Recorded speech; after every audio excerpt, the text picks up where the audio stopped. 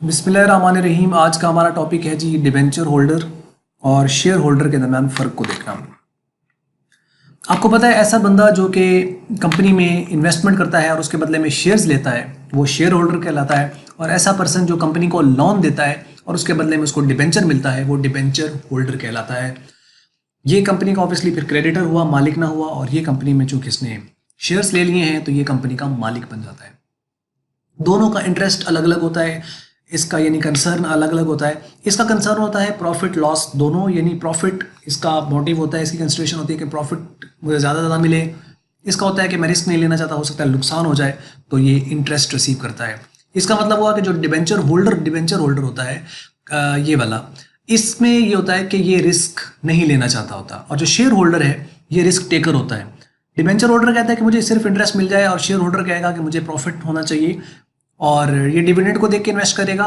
Company के higher dividends जा रहे हैं और ये रेट ऑफ इंटरेस्ट को देख के करेगा। रेट ऑफ इंटरेस्ट अगर हायर जा रहा होगा तो ये कंपनी को लोन देगा, और कंपनी भी फिर आपको पता ही है फिर कि जब कंपनी के जो रेट ऑफ इंटरेस्ट हाई हो तो कंपनी फिर लोन जब लेती है तो उसको डिबेंचर इशू करती है प्रीमियम पर, और अगर रेट ऑफ इंटरेस्ट बहुत थोड़ा जा रहा हो तो कंपनी फिर मजबूर होती है, फिर वो डिस्काउंट पर उसको इशू करना पड़ता है।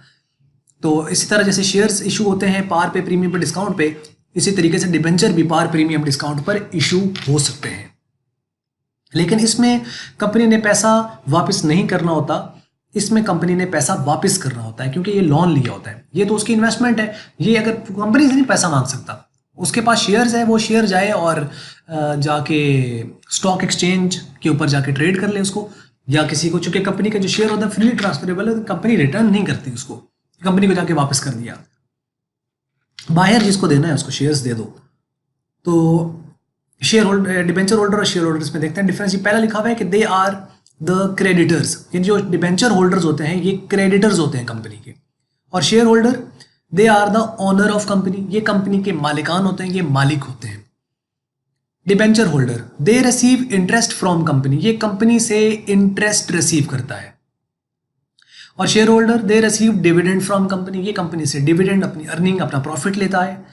Debenture holder they are preferred for payments in case of wind up, and they have lower preference of payment then debenture holder. Company अगर वाइंड अप हो जाए तो सबसे पहले शेयर होल्डर को पैसे मिलेंगे या डिबेंचर होल्डर को मिलेंगे?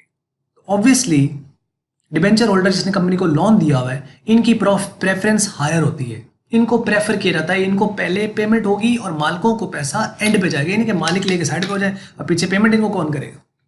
इसलिए डिबेंचर होल्डर जो होगा इनको पहले पेमेंट होती है, और जो शेयर होल्डर होता है इसकी पेमेंट बाद में होती है। ये तीन मेजर डिफरेंस, और ओवरऑल मैंने इसको बारे में आपको बता दिया। तो ये थी एक छोटी सी वीडियो, अगर आपको अच्छी लगी तो उसको आप लाइक कर सकते हैं, अच्छी नहीं लगी तो उसको करें डिसलाइक, और वीडियो देखने का आपका शुक्रिया।